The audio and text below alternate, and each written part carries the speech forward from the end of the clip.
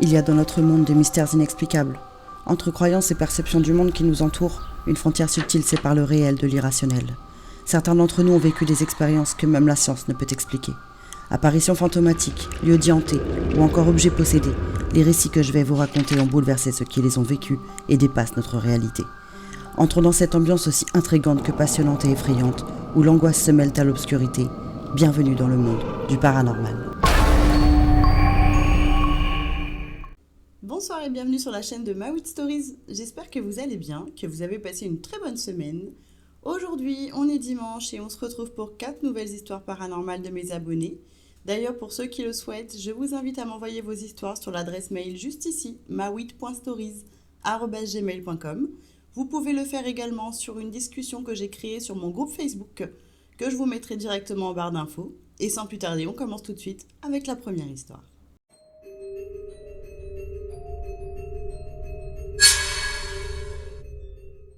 Je gardais un vieux monsieur à temps plein. J'étais hébergée dans une petite maison dans un parc à côté de la sienne. J'étais quasi la seule personne qu'il voyait, ses enfants habitant loin. On parlait de la mort. Il avait très peur de mourir et me demandait si je serais là quand ce jour arriverait. Puis son état s'est dégradé. Les enfants sont venus le voir et il est finalement parti en soins palliatifs et je ne le voyais plus. Quelques jours plus tard, sa fille m'a demandé d'aller le voir car il me réclamait. Je savais que si j'y allais, il partirait et j'avais l'impression que ses enfants n'attendaient que ça. Mais bon, je suis allée à l'hôpital et le docteur m'a confirmé qu'il ne lui restait pas beaucoup de temps et qu'il était en sédation pour ne pas souffrir, mais que je pouvais lui parler, qu'il m'entendait. Alors je lui ai pris la main, je lui ai dit que j'étais là, qu'il pouvait partir en paix, qu'il allait rejoindre sa femme et je lui soufflai à l'oreille qu'avant de partir, il faudrait qu'il vienne me dire au revoir, sinon je serais triste. La nuit du lendemain, je me suis réveillée car je me suis sentie étouffée, plus de salive, la respiration coupée, puis un grand soulagement. Je me suis assise dans mon lit et j'ai pensé. Alain est parti cette nuit. Mon fils était dans le salon, il s'était endormi devant la télé et d'un coup la chanson « Ce n'est qu'un au revoir » est passée à la télé. Puis sur ma porte de chambre, le reflet d'une ombre très grande qui lui ressemblait. Alors là j'ai compris qu'il avait tenu sa promesse et qu'il était venu me dire au revoir. Je l'ai noté, puis je me suis rendormie. Le matin, je me suis levée pour conduire mon fils au lycée et la fille du papy sort de la maison. Elle s'approche de moi et me dit « Papa est parti cette nuit, l'hôpital a appelé. » J'ai répondu « Oui, je le sais, il est venu me voir. » Et je lui ai montré les notes que j'avais écrites. Elle est très touchante cette histoire. C'est très très régulier et très commun que lorsqu'une personne s'apprête à mourir, elle va tout tenter pour s'accrocher au peu de vie qui lui reste pour pouvoir assouvir sa dernière volonté. Alors c'est pas tout le temps le cas, mais en règle générale, c'est souvent pour voir un être proche ou quelqu'un à qui la personne prête à mourir tient énormément. Et une fois qu'elle a pu voir cette personne ou qu'elle a pu avoir ce qu'elle voulait comme dernière volonté, elle finit par partir effectivement. Pour moi, j'ai l'impression, et je pense et j'espère ne pas me tromper, que quand ces personnes finissent par assouvir leur dernière volonté, elles partent en paix. C'est souvent ce que je me dis, puisque elle a respecté non seulement en plus dans l'histoire, elle a respecté la dernière volonté aussi de la personne à qui elle tenait, c'est-à-dire de passer lui faire un petit au revoir. Moi, je trouve que c'est une très jolie histoire en tout cas et très touchante. On passe tout de suite à la deuxième histoire.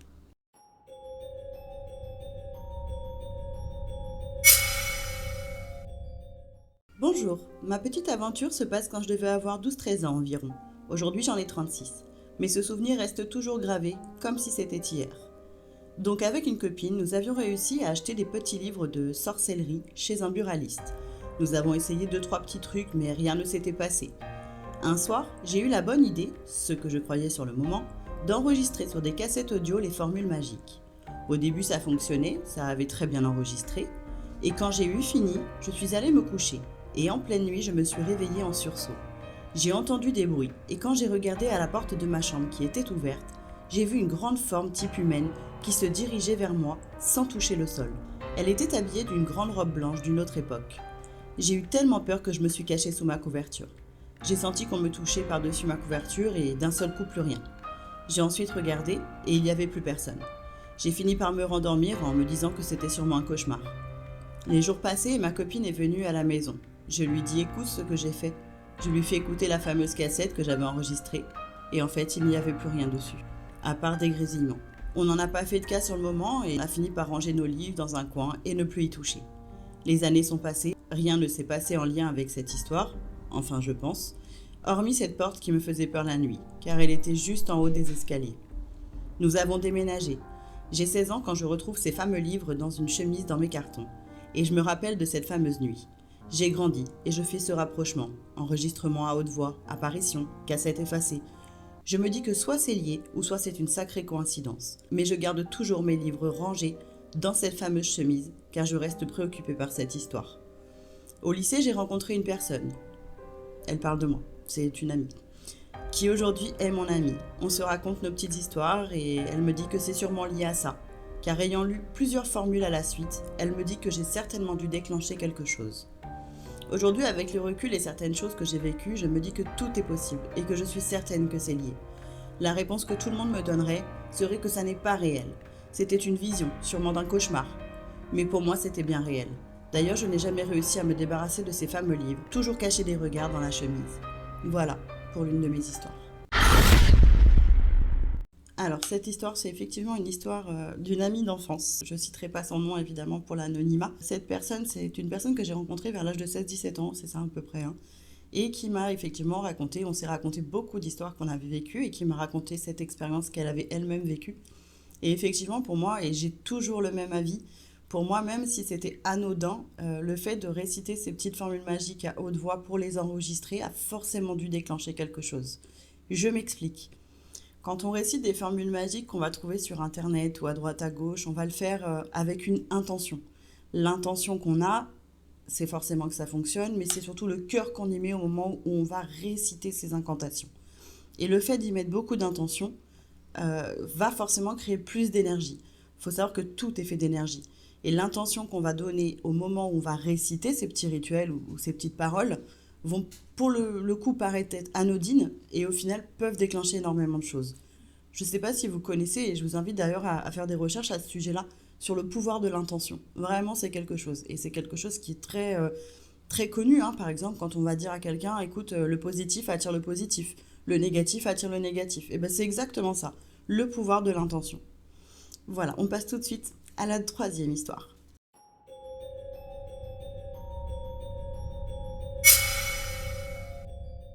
Bonjour à tous. J'ai perdu mon oncle le 11 mars 2023. Il était pour moi une figure paternelle que j'aimais plus que tout. Je n'ai rien eu les premiers jours de son décès. Les premiers signes sont arrivés un mois après, lors de son anniversaire, le 17 avril 2023. J'écoutais de la musique avec mon conjoint et celle-ci s'est changée toute seule pour se mettre sur la musique que l'on avait choisie lors de la cérémonie de crémation. Impossible de changer la musique, ni de l'arrêter. La seule solution a été d'éteindre notre téléphone. Quelques jours après, je suis réveillée par quelqu'un qui me tire le bras assez fort. Je me réveille en sursaut en demandant à mon conjoint pourquoi il me tire le bras, sauf qu'il dormait à côté de moi. Lorsqu'il s'est réveillé, nous avons tous les deux entendu un homme rire dans notre salon, où il n'y avait personne. Mon oncle ayant beaucoup d'humour et aimant beaucoup taquiner les gens, nous avons tout de suite pensé à lui. Il fait énormément d'apparitions dans mes rêves également. La morale pour moi de toute cette histoire, c'est qu'il me demande certainement d'accepter son départ et s'excuse de m'avoir abandonné. Pour cette troisième histoire, on pourrait se dire que c'est effectivement un signe, puisque la musique tombe, on dirait par hasard, mais ça, pour moi le hasard c'est compliqué, mais on dirait sans aucune raison apparente sur la musique qu'il a eue au moment de la cérémonie de crémation. Et effectivement, pour moi, ça fait partie des signes que l'on peut recevoir de nos défunts. Enfin, je pense, je sais pas, je ne l'ai pas vécu, mais pour moi, le fait de lire ça, ça me fait énormément penser à un signe, effectivement. Il faut savoir que les signes, on peut en avoir plein au quotidien. On identifie généralement la personne qui a fait ce signe par le signe. C'est-à-dire que généralement, la personne va faire quelque chose qu'on sait qu'elle avait l'habitude de faire de son vivant. Elle va jamais utiliser un signe qui ne sera pas interprétable. Après, il y a plein de choses aussi qui peuvent se passer dues après, c'est autre chose, mais dues au deuil, où on peut percevoir des signes un peu partout, malheureusement.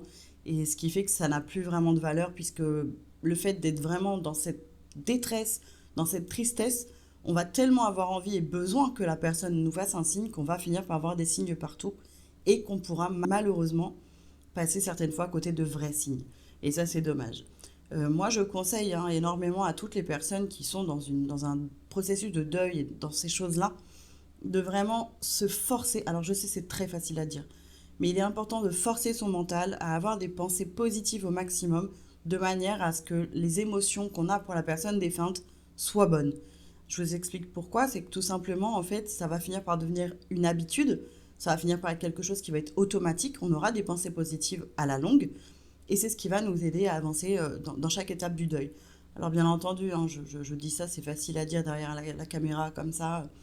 Après, c'est le meilleur conseil que je peux vous donner. Certains ont réussi, avec qui j'ai discuté, ils ont réussi en se forçant petit à petit à avoir des pensées positives ou même avoir des souvenirs joyeux et agréables qu'ils ont eus avec la personne de son vivant. Et le fait de mettre tout ça, ça crée des énergies bonnes, ça crée des émotions bonnes que les entités peuvent percevoir et ça les aide elles aussi énormément à pouvoir passer de l'autre côté. On passe tout de suite à la 4e et dernière histoire.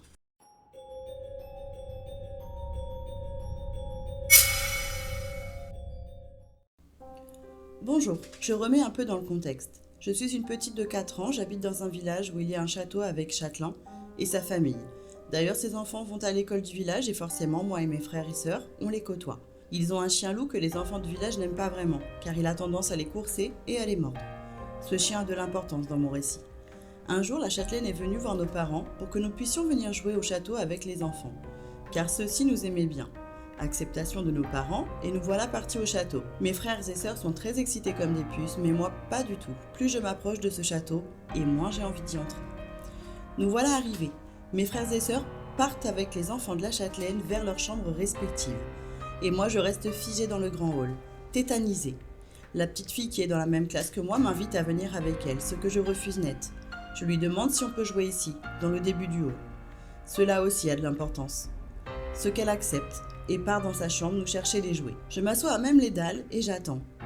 Elle arrive, je vais la nommer Annie. Annie est son papa, auquel elle a expliqué que je ne voulais pas aller plus loin dans le lieu. Gentiment, il s'approche de moi et demande à sa fille d'aller chercher d'autres jouets. Il me demande pourquoi je ne veux pas pénétrer plus loin dans son château. Je lui dis que je ne dois pas parce qu'il veut me prendre et m'emmener avec lui, et je lui montre du doigt où je le vois. Il se retourne et forcément lui ne le voit pas. Il me regarde et me demande qui je vois. Je lui rétorque un papy, grand, qui me tend les bras. Là, le châtelain se lève, va dans une des pièces et revient avec des portraits et me les montre. Je lui fais voir le papy qui me veut. Annie est partie chez sa maman. Leur chien qui me faisait extrêmement peur est venu s'allonger à mes côtés. Je peux vous dire que je ne bougeais pas d'un poil, tellement j'étais pétrifiée. Mais je ne criais pas non plus et je ne pleurais pas. La châtelaine, quand elle a vu le portrait, s'est exclamée « Ce n'est pas possible !» Et là, elle s'est agenouillée près de moi et m'a dit que c'était le papy du papa d'Annie, qu'il était mort depuis longtemps. J'ai répondu que je le savais et que je ne voulais jouer que dans le début du hall, pas ailleurs. Ils ont été médusés mais très gentils avec moi, car le châtelain a pris une craie et a tracé une ligne sur toute la longueur du hall que je ne voulais pas franchir. Ils n'ont rien dit à mes parents non plus, et par la suite ils m'invitaient souvent chez eux. Forcément le papy n'était pas seul non plus. Voilà, je n'ai jamais pu voir aucune pièce de ce château car je pressentais le danger de celui-ci. J'espère que ma première histoire vous aura plu, et j'en aurai certainement d'autres à vous raconter à la suite. Pour cette dernière histoire, c'est pas étonnant, hein. On dit souvent que les enfants sont très réceptifs, on dit souvent que les enfants voient des choses que nous adultes on ne voit pas. Moi ça a été mon cas, hein, notamment quand j'étais petite, c'est là que ça a commencé. Je sais pas si cette personne a toujours la possibilité de voir et d'entendre les défunts. Si c'est le cas, si elle peut me le dire, alors soit, je crois que c'est une personne de mon groupe, donc soit en privé sur mon groupe Facebook, puisqu'elle a souhaité garder l'anonymat, ou dans les commentaires, si elle souhaite montrer qui elle est. C'est au choix. Pour ma part, cette histoire, elle me fait beaucoup penser à mon histoire avec Fougeray. Alors après, vous allez dire que je rapporte tout à moi, hein, mais c'est vrai que ça me fait énormément penser à ça. Alors dans le sens où c'est un château, et dans le sens où il y a forcément des âmes perdues dans les châteaux, ça c'est bien connu. D'ailleurs, dans tous les lieux abandonnés, hein, c'est pas uniquement dans les châteaux. Ce serait mentir que de dire que les châteaux sont plus propices aux hantises qu'ailleurs, enfin que les maisons. Non. Il y a des maisons qui sont abandonnées, qui sont tout autant hantées, voire plus que certains châteaux qui ont été réhabilités, hein. Il faut savoir qu'il est dit que les esprits, les fantômes, les entités, selon comment chacun les appelle, aiment beaucoup se mettre dans les lieux abandonnés, justement. On va dire aussi que les mauvaises entités, les mauvais esprits aiment beaucoup se mettre dans les lieux sales. Il y a beaucoup de choses comme ça qui sont à savoir et c'est différent après selon les croyances. Mais en règle générale, moi par exemple, de par mon expérience, j'ai pu voir que les entités négatives, je les voyais souvent à des endroits sales, ou dans des moments de peine, ou de tristesse, ou vraiment dans des moments très sombres en fait finalement. Et c'est normal puisque c'est des mauvaises entités, donc c'est un peu le bas astral. Donc c'est un peu le côté logique de la chose, ce ne sont pas des entités qui sont très jolies. Mais en tout cas, pour cette histoire, je la trouve très, très mignonne et je serais très curieuse de savoir si la personne a toujours ses possibilités de clairvoyance. C'est ainsi que se termine notre vidéo. J'espère qu'elle vous aura plu. J'invite une fois de plus les personnes qui souhaitent que je raconte leur histoire dans mes vidéos, me les envoient juste ici sur mon adresse mail mawit.stories@gmail.com. Vous pouvez également, et je vous invite à rejoindre mon groupe Facebook. Je vous mettrai le lien directement dans la barre d'infos. On y fait beaucoup de choses. On y fait des partages d'histoires, on a plusieurs discussions sur plusieurs thèmes. J'ai créé sur Facebook un événement au nom de AMA, Aide médiumnique et analyse, qui sera proposé 2 vendredis par mois, où il y aura des inscriptions à faire et je sélectionnerai 5 personnes pour me raconter, par exemple, s'ils ont une problématique liée au paranormal chez eux ou même sur eux. Et je fais également du contact avec les défunts. Si ça se présente à moi, bien entendu, je ne force jamais les choses. Si quelque chose vient, ça vient. Si ça ne vient pas, malheureusement, il n'y aura pas. Je ne pourrai pas inventer. En tout cas, voilà, je l'ai fait vendredi dernier. Ça a été une forte réussite. J'ai pu aider quelques personnes qui en avaient besoin. Et c'est vraiment tout le but de cet événement AMA. Le but étant vraiment d'aider. Alors bien entendu, je fais une grosse parenthèse tout de suite. C'est totalement gratuit. Je ne fais aucune aide médiumnique ou aucune analyse de situation paranormale à des buts financiers. Jamais. Je ne demande jamais d'argent et ça, vous pourrez le voir avec ma communauté dans le groupe. Tout le monde vous le dira. Je ne réclame jamais un centime. Les seules conditions pour participer, c'est être majeur, être dans le respect et la bienveillance. Je ne fais pas non plus de voyance. Je n'ai pas la possibilité de le faire. Et quand bien même je l'aurais, je ne le ferai pas. Ça ne fait pas partie de mes principes. Donc évidemment pas de voyance et bien entendu tous les petits malins, les petits rigolos qui me diront « Ah, je vais tester pour le fun », sachez que ça ne marchera pas. Même si je ne vous vois pas venir, je n'aurai rien qui se débloquera pour vous, ou en tout cas rien de juste. Toutes ces énergies-là, je les percevrai et ça bloquera. Donc ce sera inutile de faire la chose pour essayer ou pour s'amuser. Sachez que pour moi c'est très sérieux, que ce n'est pas un amusement, que ça utilise beaucoup de mes énergies et que c'est très problématique d'utiliser de l'énergie à des buts perdus pour des gens qui rigolent et qui jouent avec ça, pendant que d'autres ont réellement besoin d'aide. Voilà, j'espère que ce sera assez clair pour vous. Sachez que si vous rejoignez le groupe, de toute façon, on pourra en discuter un peu plus profondément et surtout, je pourrai vous guider pour les événements AMA. Vous pouvez aussi me retrouver sur mes réseaux sociaux TikTok et Instagram. On a un projet de live qui est prévu sur TikTok très bientôt. Mais pour ça, il nous faut les 1000 abonnés. Donc si jamais vous avez un TikTok et que vous voulez nous rejoindre, je vous les mets également dans ma description. En espérant que vous ayez passé un très agréable moment avec moi, je vous dis à dimanche prochain. Bonne soirée. Ciao, ciao.